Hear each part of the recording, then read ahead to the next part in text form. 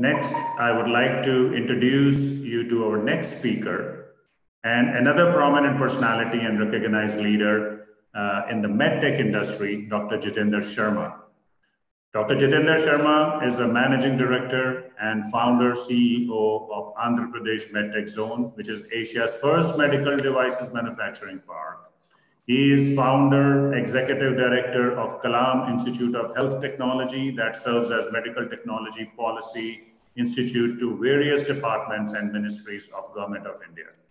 He is member secretary of National Medical Devices Promotion Council and founder chairman of two medtech incubators, MediValley and BioValley. He is a distinguished senior fellow at NITI Aayog, Government of India. Dr. Sharma earlier established Healthcare Technology Division at NHSRC under Ministry of Health and Family Welfare, Government of India, and was founder director of WHO Collaborating Center for Medical Devices. Dr. Sharma has authored 25 research papers, several technical compendiums, and 2 books, besides contributing to a number of WHO reports. He has been a designer and coordinator for several technology-driven health programs in India, teaches courses on health policy and health technology in several global institutions. Dr. Sharma has been awarded European Union Indian Young Leaders Award at EU Parliament, Brussels, for his distinguished work in medical technology sector. Dr. Sharma, may I have a pleasure of requesting you to deliver the special keynote on role of medtech in enabling biotech supply chain. So over to you. Thank you, Mr. Malhotra. Am I audible? Yes, please. Well, thank you very much to Mr. Raghuram, Mr. Malhotra, and special thanks to Mr. Bhasin for opening the session in a beautiful and pragmatic way. I would start my thoughts from two words that Mr. Pramod Bhasin used, which is collective voluntarism. He actually has identified the non-technological reason for our technological success. The reason this is important to specially note is that all the vaccine manufacturers that you see today, all the warehousing stalwarts that you see today, all the logistics companies that you see today, all the diagnostic RT-PCR manufacturing companies that you see today are otherwise strong competitors to each other. Yet, they have been, to a great extent, leave the corporate competitiveness and have gone into complementarity of supply and value chain to make our response to COVID pandemic a success. And therefore, the single most non-technological reason for our technological success, to me, I would have used other word, but I think what Mr. Bhasin has coined as collective voluntarism is the most appropriate phenomena that has happened in industry. Having said that, you see, we are medical technology zone, India's first, one of the few in the world. And today, from an N95 mask machine to an MRI superconducting magnet to RT-PCR kits, we make almost everything through our 60-odd manufacturing entities and private companies that are there in the AMTZ. Now, I'm going to leave with you and the audience 4 tangential thoughts. These are tangential because they may not fit into the normal sequence of thinking and events, but they are incrementally gainful and impactful simply because their convergence with the vaccine supply chain. Now, I'm going to show you, sharing my screen, a view of one of my hundreds of labs in our campus. We make about 3 to 4 lakh COVID diagnostic kits, RT-PCR kits per day. And I'm going to show you the view of one such lab. Let me let me share. Are you able to see this? Yes. Yes, we can. Thank you. Excellent. This is a live video that's running. It's from the CCTV camera, and you see how busy the assembly line is, because one line after another products will keep rolling out by evening, and keep bringing out something which is like this, which is a cassette which actually extracts the RNA and goes into the machine to make what we otherwise call an RT-PCR kits.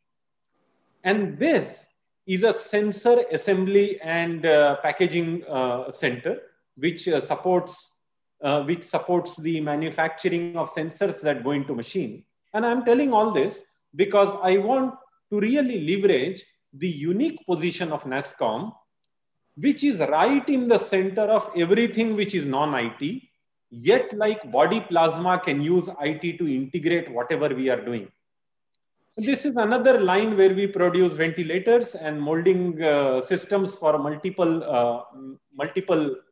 products related to COVID. Now, just look at this cassette that's moving. This cassette by today evening would have left my assembly point and would have gone into a hospital where it will be used for testing the COVID status of a patient.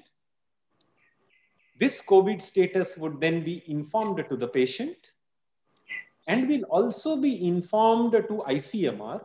But the way it will be done is the manual reports that are originated at the hospital will be fed into the portal of ICMR through manual entry from the report. Now that manual entry, nobody better than people like Dr. Bhasin and Raghuramji, all of you, Mr. Malhotra, can vouch for this, that this manual entry of positive and negative can have errors. Errors of judgment, errors of visual inspection, errors of putting in, keying in. Now, this cassette of RT-PCR test is actually an electronic product which go into bioelectronics of the machine, and the results are known to machine. And I will stop sharing my screen for now.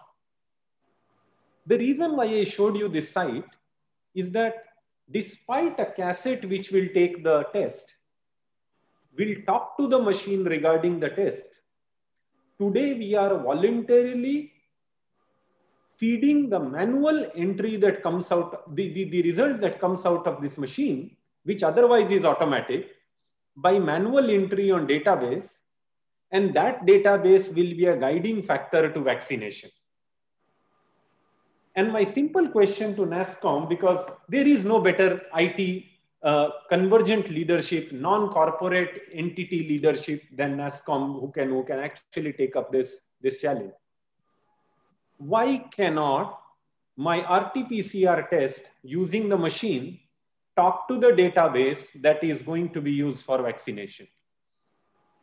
Why can it not talk directly to the storage of vaccine through warehousing portal? Why can the supply not be guided by the positivity rate real time when all the peripherals that we are dealing with are electronic and IoT enabled? That's point number one. Point number two is, for long time, India has been talking of digital health records. Long time. I mean, Aadhaar to me is a wonderful spirit of vision and execution, but also of luck. Aadhaar was lucky because people understood its value very quickly. And the enablers were enabled to enable it. The right people were used for its execution. Not all systems are as lucky as Aadhaar. While they may be as effortful, may be more challenging than Aadhaar. Because Aadhaar picks up few things, and a medical record history might pick up much larger number of things multiple times. But my second point is, if vaccination has to be for everyone, and every vaccine will come with a code, then why the National Digital Health Mission and the National Digital Health Mission and the electronic records platform that we are building not be built on the QR code of the vaccine itself? Because all systems need a starting point. And this starting point, if it is patient, we will have to wait for the patient to be a citizen to become a patient for us to create an electronic health record out of it. That citizen may become a patient next year or after 10 years. And until that point of time, that citizen, until he or she interfaces with health system, will not have an electronic health record. Whereas vaccine would be for gradually everyone. And therefore, why can't we use the vaccine record tagged to individual as the starting point for electronic medical record for all individuals? Particularly when National Digital Health Mission launched this year asks for it. Why does it need to be a citizen? It can be the vaccine given to the citizen, because the citizen's basic details are tagged to the vaccine. My third point is, we in fact in this campus make CCTV cameras that can check temperature. We do make and supply and install. Many of our partners here manufacture that. All warehousing and logistics do have security provision using CCTV cameras. And if the appropriate nature of language and sensor quality is used, there is no reason why the CCTV camera of the supply chain not become thermal scanners as well. Not just thermal scanners for individuals who are working in those supply chain linkage and warehousing, but also for the products. And I go back to Dr. Pramod Bhasin's statement that it is not being, it is not just our ability and efficiency to supply. The fairness of it also will be tested, and tested enormously in this episode of vaccination. And vaccination is not going to be once, and it's not going to be once in few years. It's going to be quite a concurrent activity. And therefore, my fourth and the last point for this panel is something very different from COVID. We all know the rise in cancers globally, including its neglect during the COVID era, COVID times. And there are more people dying of cancers any day than by any infectious diseases. And the only cancer which can be cured with vaccination is cervical cancer in women. India happens to be the third largest cervical cancer node, and large number of women getting affected by cervical cancer. And the only cancer which can be avoided by vaccination is cervical cancer, the HPV vaccination.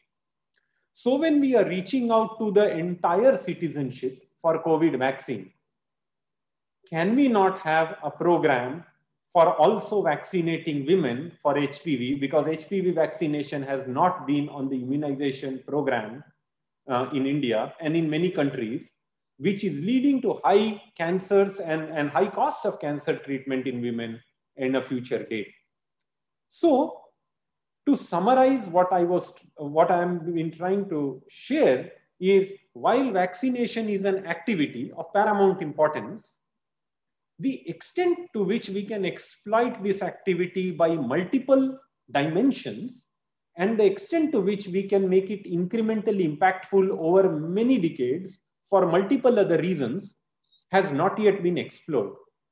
And I would really seek NASSCOM leadership and the luminaries that are associated with NASSCOM to drive some of these fundamental convergence with the vaccine supply, so that we just don't end up cooking food, we end up mitigating the hunger of all those people who eat the food.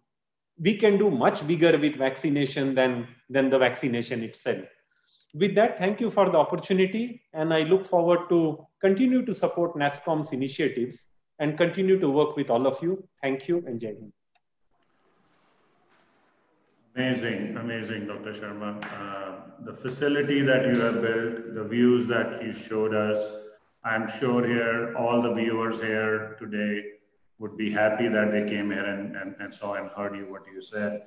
I have heard a lot of good things about it. I have seen campus from outside, what you have built in Visakhapatnam, right from the scratch, what you have taken from scratch to what we are doing today. I believe this is going to be a big hallmark in the efforts of medical innovation, whether it's in medtech or vaccines or something else. And some of the views that you put together, I think, are definitely something that we will take up as NASSCOM, and we look forward to working closely with you, not only in this part of it in Visakhapatnam, but at a national level. And again, congratulations for the wonderful work you have done. That everybody who has seen it, has a high praise for it. So I look forward to come and seeing it myself, especially on the COVID thing that you're doing sometime in near future. So with that, thank you, Dr. Sharma. Okay. Next, May I make a couple of points? Please, Pramod, please. Please. So Dr. Sharma, I think this was a wonderful thing, and your ability to show us the video was wonderful. I really hope your central message, which is how can we leverage this massive initiative, this huge effort that is going to be made to enumerate people for medical health records, to use it for cervical cancer, for vaccinations, and there will be many other spin-offs. I think these are marvelous ideas, and I really hope all of us, not just NASSCOM, but across the board, can take this forward. I'm working with a few states. I'm going to start talking to them immediately, I promise you, about leveraging this opportunity exactly the way you have mentioned it. So thank you. I just wanted to express that.